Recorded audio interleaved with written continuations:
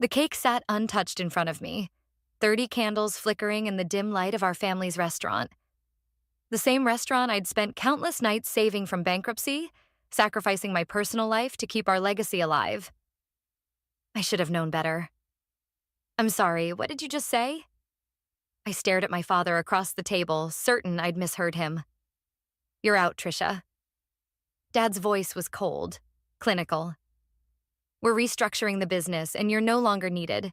My mother sat beside him, her hands folded neatly in her lap, eyes fixed on the tablecloth. The birthday banner above their heads suddenly felt like a cruel joke. I just saved this place, I said, my voice barely a whisper. 3 months of working 18-hour days. I brought in new investors, modernized our systems. And now we can handle it from here, Dad cut in. You've always been too ambitious, too controlling. This is a family business, not your personal project. I laughed, a sharp, bitter sound that made my mother flinch. Family business? I am family. Not anymore. The words hit like a physical blow. We've already had the paperwork drawn up. You'll be compensated for your shares, of course. My best friend Sarah, who'd been sitting silently beside me, grabbed my hand under the table. I could feel her trembling with anger. Owen, she started, but I squeezed her hand to stop her.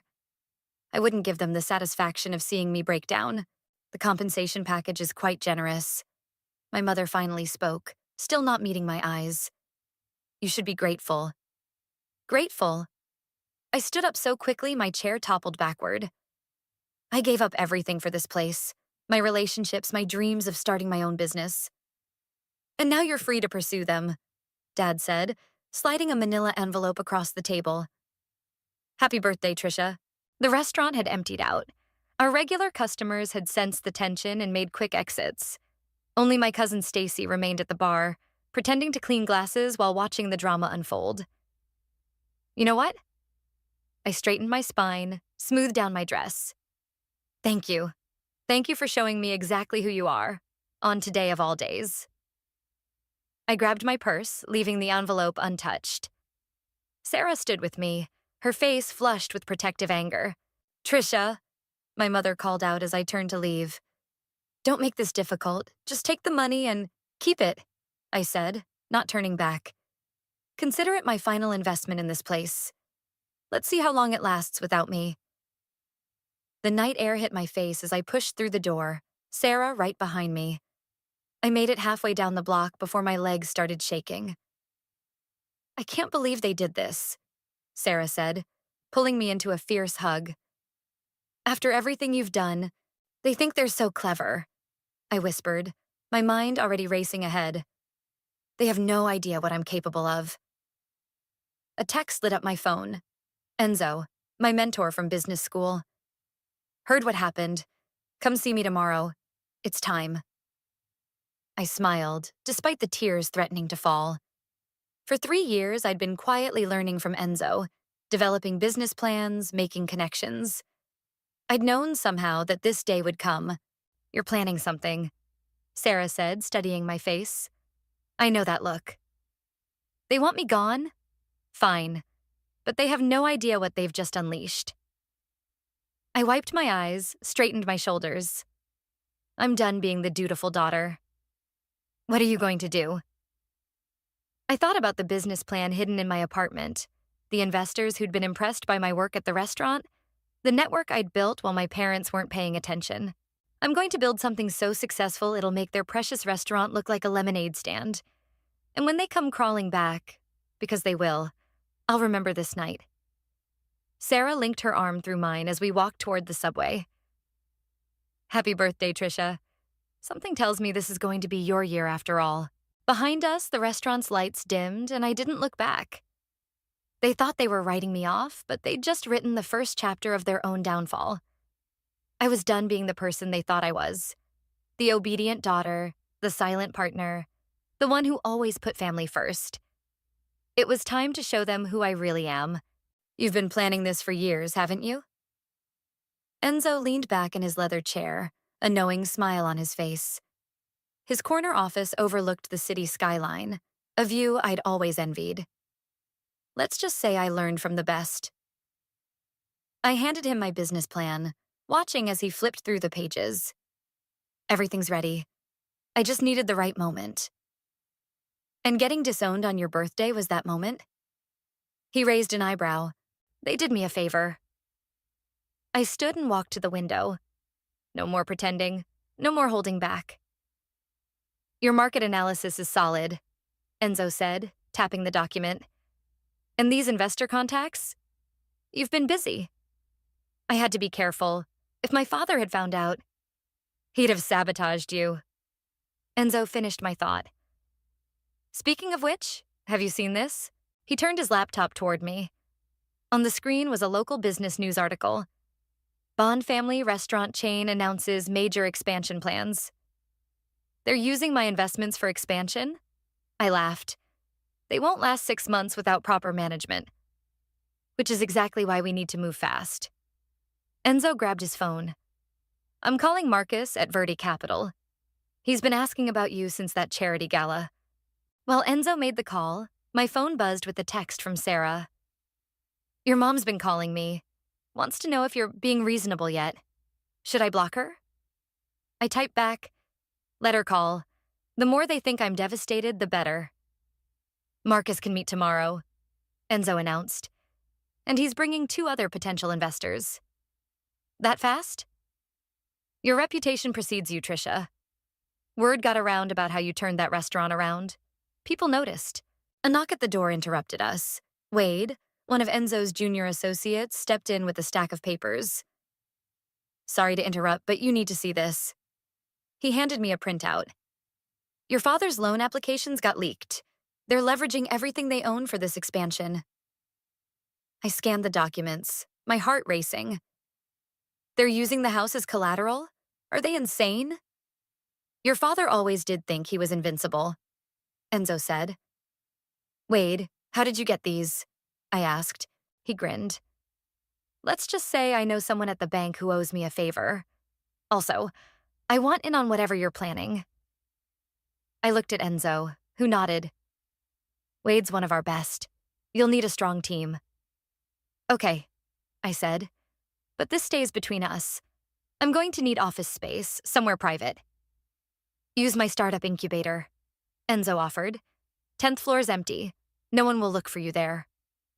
Perfect. I gathered my things. Wade, can you start Monday? Already gave my notice here. He grinned. Enzo knew you'd say yes. As I headed for the elevator, Enzo called after me. Trisha, remember, revenge is best served profitable. The next morning, I sat across from Marcus and his investment partners in a sleek conference room. My hands were steady as I presented my vision. A modern take on traditional cuisine with a tech-forward approach to delivery and customer experience, I explained. Everything my father's business isn't, and you can guarantee no conflict with your family's ventures? Marcus asked. My family made it very clear I'm no longer their concern. I met his gaze. Check the paperwork. I'm legally free to compete. That's all I needed to hear. Marcus slid a term sheet across the table. We're in. $5 million with an option for 3 more in 6 months. My phone buzzed again. Stacy this time. Your dad's going crazy. 3 managers quit this week. He's blaming your sabotage, but I know you're not even involved. Yet. I smiled, turning back to Marcus. When can we start? How's tomorrow? That evening, I stood in my new office space, empty except for a desk and chair. Wade was setting up computers, while Sarah arranged takeout containers on a folding table. To new beginnings. Sarah raised her coffee cup. And to your parents eventually eating their words. They won't know what hit them, Wade added. I looked out at the city lights, thinking of my father's expansion plans, built on loans he couldn't repay. Of my mother's desperate calls to Sarah. Of the empire I was about to build. No, I said softly. They won't. My phone lit up with another notification. A business alert about my father's company. I opened it, then smiled. What is it? Sarah asked. Their first new location just failed health inspection. Looks like they're off to a great start without me.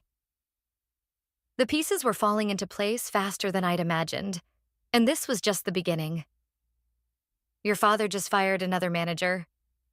Stacy slid into the booth across from me at a quiet cafe, far from our family's usual haunts. That's 4 in 3 months. How bad is it? I stirred my coffee, trying to keep my voice neutral. Bad. She glanced around before continuing. The new locations are hemorrhaging money. The original restaurant's losing regular customers, and... She hesitated. And? They're talking about selling the house. Your mom was crying in the office yesterday. I'd been expecting this, but it still hit hard. That house held 18 years of memories.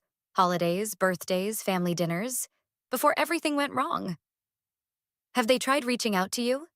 Stacy asked. Mom leaves voicemails. Dad sends formal emails through his lawyer. I pulled out my phone, showing her the latest message. As a gesture of goodwill, we're offering to reinstate your position as junior manager. Can you believe that? Stacy snorted. Do they know about my company? No, we've kept everything under wraps. I smiled. The press release goes out next week. They're going to lose it. Stacy's eyes sparkled.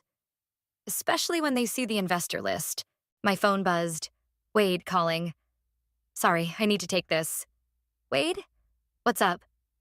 You need to see this. Your father just applied for another emergency loan. The bank denied it. I ended the call looking at Stacy. It's happening faster than I thought. Trisha.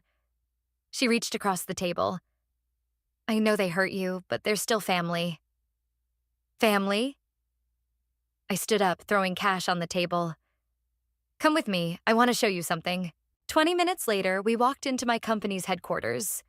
The space hummed with energy. Developers testing our ordering platform, chefs experimenting in the test kitchen, marketing teams reviewing campaign materials. This is what I built in 3 months, I told Stacy as we toured the floor. While they were running their business into the ground, I was creating something new. Wade intercepted us by the test kitchen. Perfect timing. The first location's ready for inspection. Location? Stacy asked. We're opening 6 restaurants next month, I explained.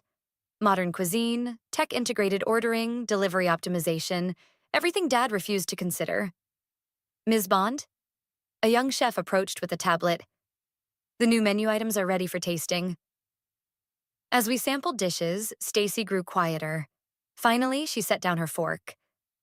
They have no idea what's coming, do they? No one does. I checked my watch. Except, the elevator doors opened and Sarah walked in with Marcus and 2 other investors.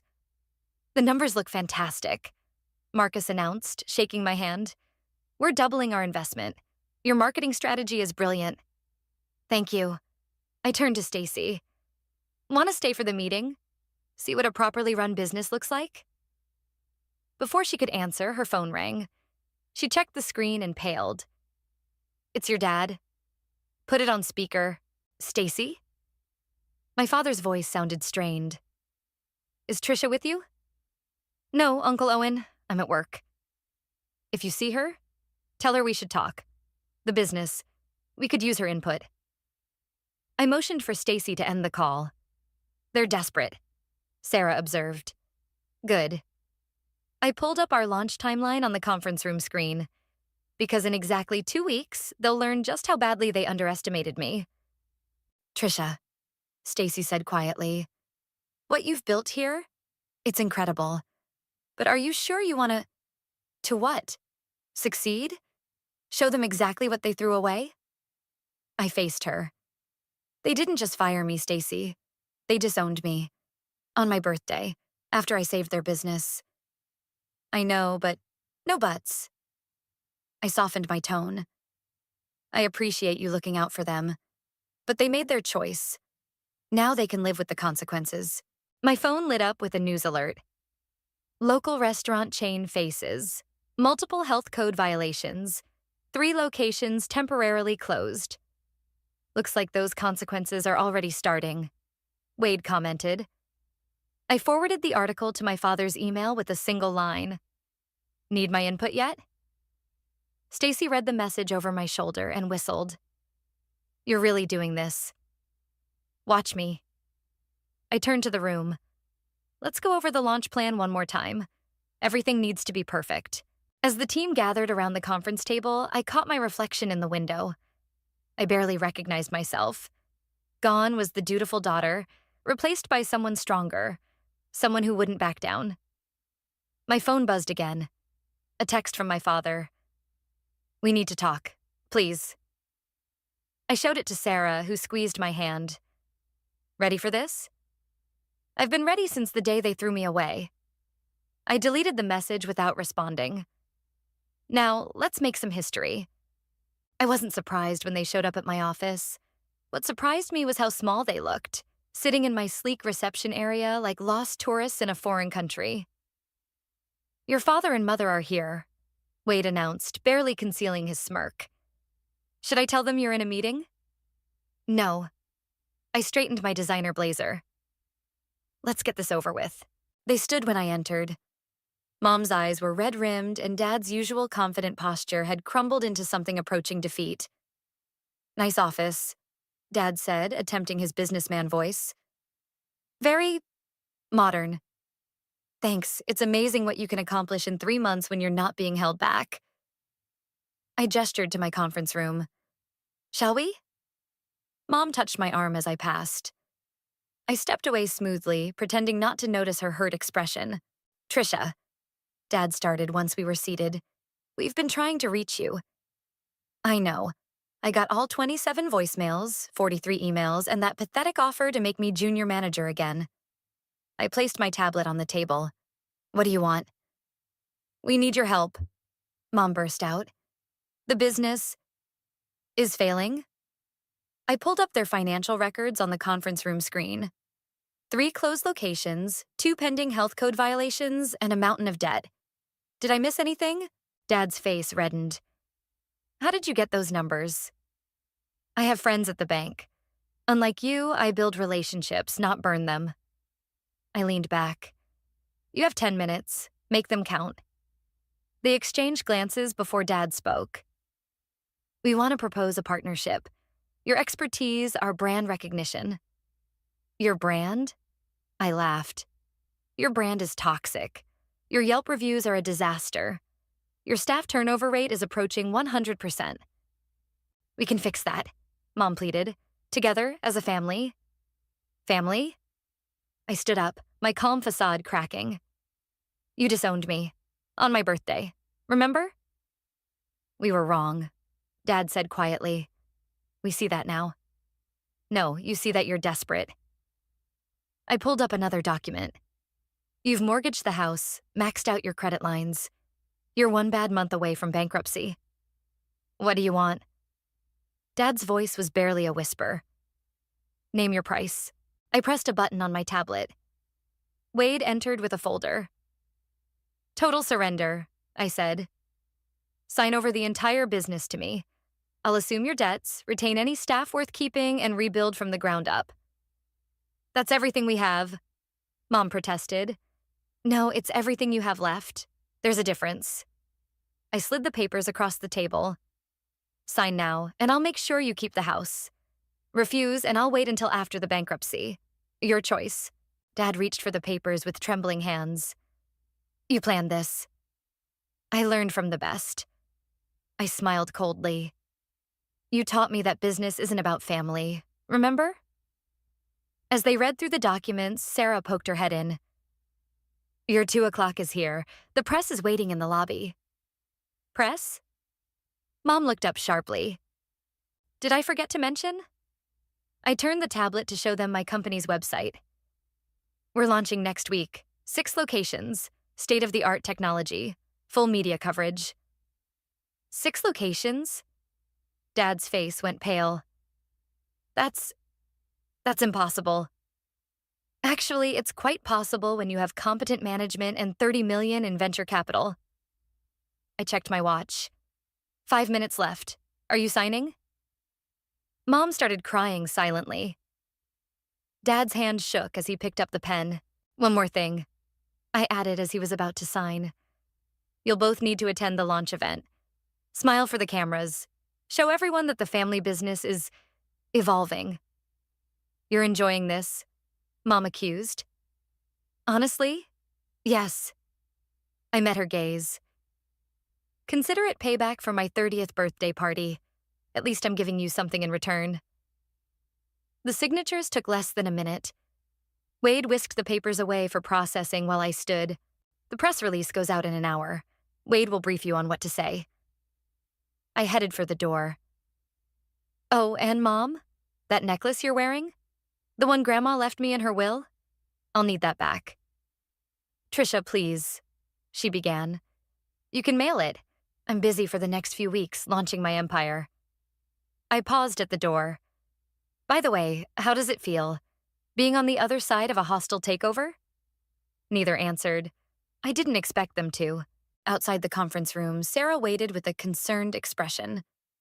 You okay? Never better. I straightened my shoulders. Is the press ready? They're waiting. But Trisha, was all that necessary? I thought about my birthday cake, the cruel words, the months of silence. Yes, I said simply. It was. Now let's go make some headlines. Rising star revolutionizes family business. Local restaurant chain gets modern makeover. The headline splashed across every local news outlet, accompanied by photos of me cutting ribbons at our new locations. My parents stood in the background of each shot, their forced smiles fooling no one.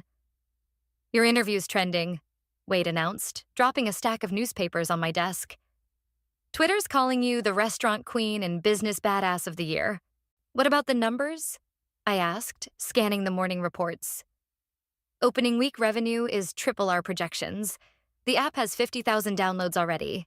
And he grinned. Your father's old customers are jumping ship to us. My office door burst open as Stacy rushed in. Have you seen what your mom's doing? She thrust her phone at me. On the screen was my mother's social media post. Heartbroken by my daughter's hostile takeover. A mother's love betrayed for profit. Seriously? I laughed. She's playing the victim card? The comments are brutal, Wade noted, scrolling through his phone. But not for you. Everyone's calling them out for disowning you first. My desk phone lit up. Enzo calling. Turn on channel 7, he said when I answered. Now. Wade grabbed the remote, and my father's face filled the wall-mounted screen. He was standing outside our flagship location, speaking to a reporter. While we're proud of Trisha's success, he was saying, we want to make it clear that this was a planned transition, not a hostile. Is that why you disowned her on her 30th birthday? The reporter interrupted. Part of the plan? The camera caught my father's face falling. That's a private family matter. Sources say you fired her after she saved the business from bankruptcy. The reporter pressed. Then tried to rehire her as a junior manager when the company started failing again. Care to comment? I muted the TV. Get me that reporter's contact info. I want to send flowers. Already done. Wade smirked, along with an exclusive interview offer. Sarah walked in with coffee and more news. The investors are ecstatic. Marcus wants to fast-track the expansion to other states. Perfect timing. I pulled up our project timeline. Because I just got an interesting email from the bank. Seems our competitors are struggling to meet their loan payments. Your parents? Stacy asked. No, the River District restaurants. Their owner's looking to sell. I smiled. Guess who's making an offer? You're not done, are you? Sarah studied my face. This is bigger than your parents now. It always was. I stood and walked to the window. They just helped me see what I'm capable of. My phone buzzed. A text from my mother. Please, can we talk? Just us? Before I could respond, Wade interrupted. Your 11 o'clock is here, the food critic from the Times. Send them to the test kitchen. I'll be right there. I turned to Stacy. Want to watch me charm another influencer? She hesitated. Actually, I wanted to tell you something. I quit. The family restaurant? No, my job at the bank. I was wondering... She straightened her shoulders. Is that operations manager position still open? I studied my cousin's face. You want to work for me? After everything? I want to work for someone who knows what they're doing. She met my gaze. Someone who values talent over loyalty. The irony, Sarah muttered. My phone buzzed again. Another text from Mom. Your father's not eating. Not sleeping, please. Ignore it, Wade advised. They're trying to manipulate you. No, I replied. They're realizing actions have consequences. I turned to Stacy. The job's yours. Start Monday. The test kitchen was buzzing when we arrived. The food critic was sampling our fusion dishes while photographers captured every angle. Ms. Bond. The critic stood to greet me. Fascinating operation you have here. Tell me, how does it feel to be the youngest restaurateur to successfully integrate AI with traditional cuisine? It feels like validation, I answered, noting my father watching from the doorway. Sometimes people underestimate you. The trick is to let them. And the family angle? Your parents seem uncomfortable with your success. I smiled directly at my father. Change is always uncomfortable, especially when you're stuck in the past. He turned and walked away, shoulders slumped. For a moment, I felt a twinge of something. Not regret exactly. More like recognition of the torch being passed, whether they liked it or not. Your next appointment's here, Wade whispered. The Restaurant Association wants to discuss your keynote speech. Tell them I'll be right there. I watched my father's retreating figure. And Wade? Send my mother a message. Tell her I'll meet her for coffee tomorrow. Are you sure? Yes. I straightened my jacket. It's time they understood. This isn't about revenge anymore. This is about legacy. My legacy. The food critic raised her glass. To the future of dining? No, I corrected, raising mine. To the future of everything. The coffee shop was neutral territory, not one of my restaurants or my family's. Mom sat at a corner table, fidgeting with her cup, looking smaller than I remembered. You're not wearing Grandma's necklace, I noted, sliding into the seat across from her. I shipped it to your office yesterday. She reached for my hand. I pulled back, opening my laptop instead. I have 30 minutes, I said. Make them count. Your father's not well, she started. The doctors say it's stress. If this is another guilt trip, I'm leaving. I met her eyes. You both made your choices. We made a mistake. Her voice cracked. We were proud and stupid and now you're facing the consequences. I turned my laptop to show her our latest numbers. See these? This is what happens when you let talent flourish instead of crushing it. The door chimed and Stacy walked in with a folder. Right on cue. The River District deal is done, she announced, purposefully loud enough for nearby tables to hear. We own all 6 locations. Mom's face paled. 6 more? But that means we now control 40% of the city's upscale dining market. I smiled. And we're just getting started. Trisha, please. Mom grabbed my wrist. Your father needs to feel like he still has some control. His pride. I yanked my hand away. What about my pride? When you both humiliated me at my own birthday party. Stacy sat down beside me. Aunt Martina, you should see her in action. She's incredible. The staff respects her, the customers love her. Of course they do. Mom interrupted. She's my daughter. I always knew she was special. No. I stood up. You don't get to claim credit now. You don't get to act proud after what you did. Ms. Bond?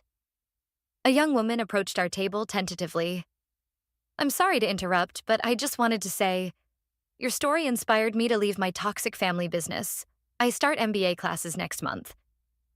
Congratulations. I smiled warmly. Send your resume when you graduate. We're always looking for brave, independent thinkers.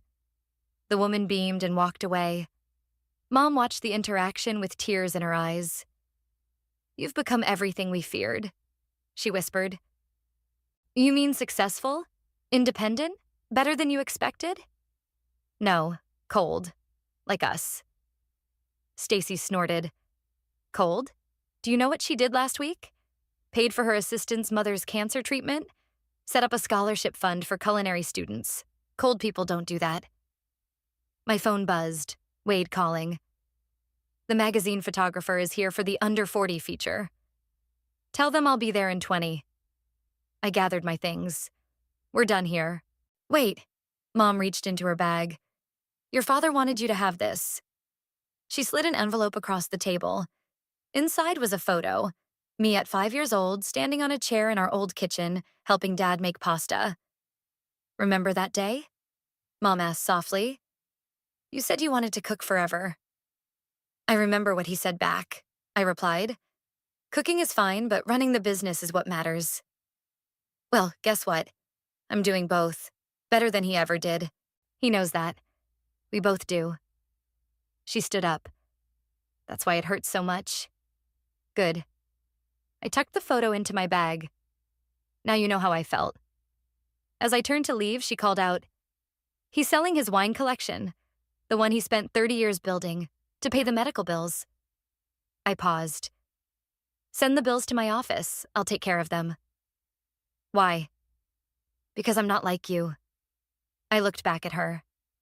I don't destroy the things I love just because I'm angry. Outside, Stacy caught up with me. That was intense. It was necessary. I checked my phone. 3 missed calls from Dad. They needed to see the difference between power and leadership. The wine collection thing got to you, didn't it? I thought about those bottles, how Dad used to let me read the labels when I was little, teaching me about regions and vintages. Have Wade track down the buyers, I said finally. Buy everything back, store it at my house. Going soft? Stacy teased. No. I hailed a cab. Just remembering something Enzo told me. True power isn't about what you can take. It's about what you choose to give. And what are you choosing to give?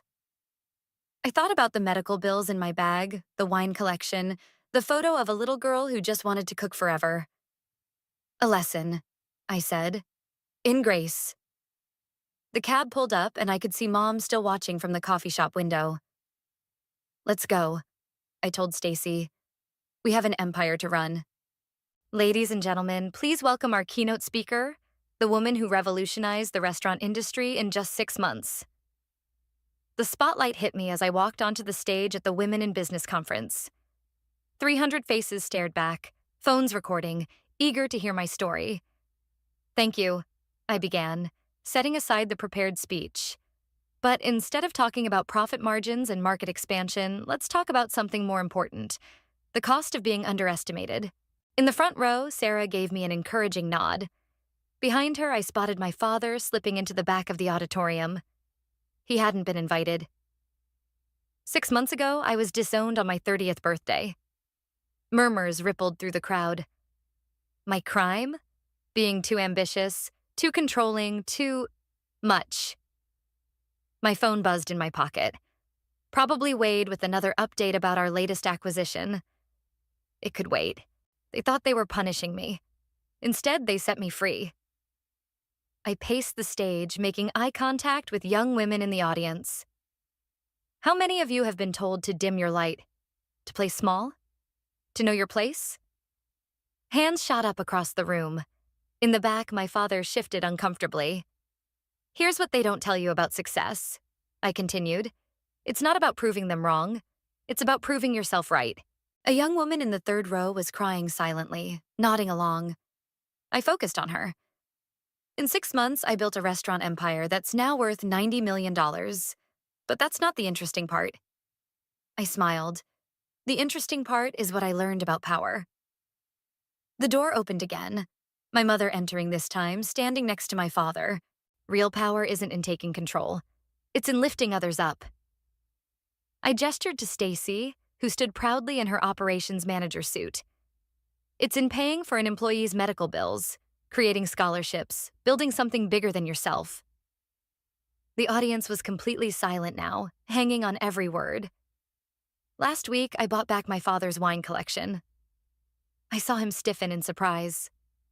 Not because I had to, but because sometimes grace is more powerful than revenge. Sarah was giving me the 2-minute warning signal, but I wasn't finished. To every woman who's been told she's too much, too ambitious, too loud, too demanding, I say this. Let them underestimate you. Let them dismiss you. Then build something so magnificent they can't ignore you. The applause started before I finished speaking, rolling through the auditorium like thunder. In the back, my parents remained still, watching. Questions? The moderator asked as the clapping died down. Dozens of hands shot up. I pointed to the crying woman in the third row. How do you deal with the guilt? She asked. Of surpassing your family?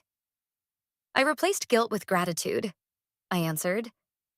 They taught me exactly who I didn't want to be. Another hand. What's next for your company? We're expanding nationally, I announced, and launching a mentorship program for women entrepreneurs. Applications open next month. The questions continued until Sarah gave me the cutoff signal. As I left the stage, Wade rushed up. The acquisition papers are ready, he whispered, and you've got 17 interview requests. Handle the interviews, I told him. I need to do something else first. I found my parents by the exit, looking lost among the crowd of young professionals. Your wine collection is at my house, I said to my father. You can pick it up anytime. Why? He asked, his voice rough. Because I remember you teaching me about vintages when I was 5. Some things are worth preserving. My mother touched my arm, and this time I didn't pull away. That speech, she said. You really meant it? About Grace? Come to the office tomorrow, I replied. Both of you. We should talk about your roles in the company's future. Roles? My father's eyes widened. You'd still want us involved? In advisory positions only, I clarified, with very clear boundaries. Before they could respond, a group of young women surrounded me, asking for photos and advice. As I posed with them, I caught my father watching with what looked like pride. Real pride this time, not the possessive kind I'd grown up with. Ms. Bond? One of the women asked, would you mentor me? I looked at my parents, then back at the hopeful face before me. That's exactly what I'm here for. Later, as I left the conference center, Sarah caught up with me. So, advisory roles for your parents? Are you sure? Sometimes the biggest power move is extending an olive branch, I said, watching my parents walk to their car. Besides, they're about to learn something important. What's that? That the daughter they underestimated is now their boss. I smiled. And I'm a much better leader than they ever were.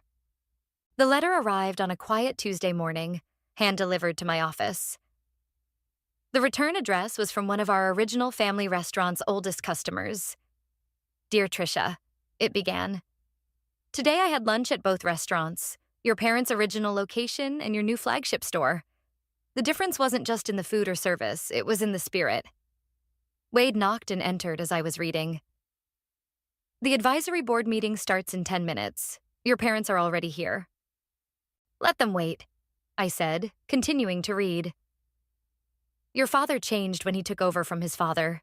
The letter went on. I watched him become harder, colder.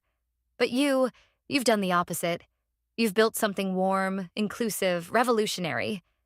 Thank you for showing us all a better way. I folded the letter and headed to the conference room.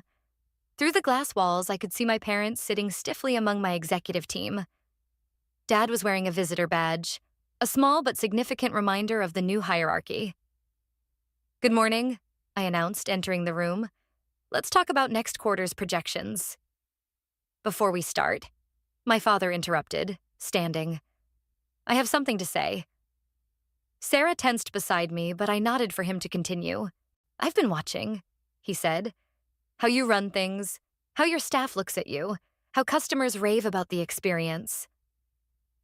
He swallowed hard. You've created something I never could, because I was too afraid to change. Owen, my mother warned, but he continued. The advisory position you offered, I don't deserve it. He pulled out a folder. Instead, I have a proposal. Inside was a deed, to the original restaurant. We want to donate it, he explained. Turn it into a training center for your mentorship program, if you'll have it. The room fell silent. I studied the document, then looked at my mother. And you agree with this? It was my idea, she said softly. We can't change the past, but we can help shape the future. Stacy, now my head of operations, spoke up. The location would be perfect for the culinary school we've been planning. There's one condition, my father added. I want to teach there, not manage, teach. Share what I know about traditional cooking while learning about new methods from your team. I thought about that photo of 5-year-old me, standing on a chair in his kitchen, learning to make pasta.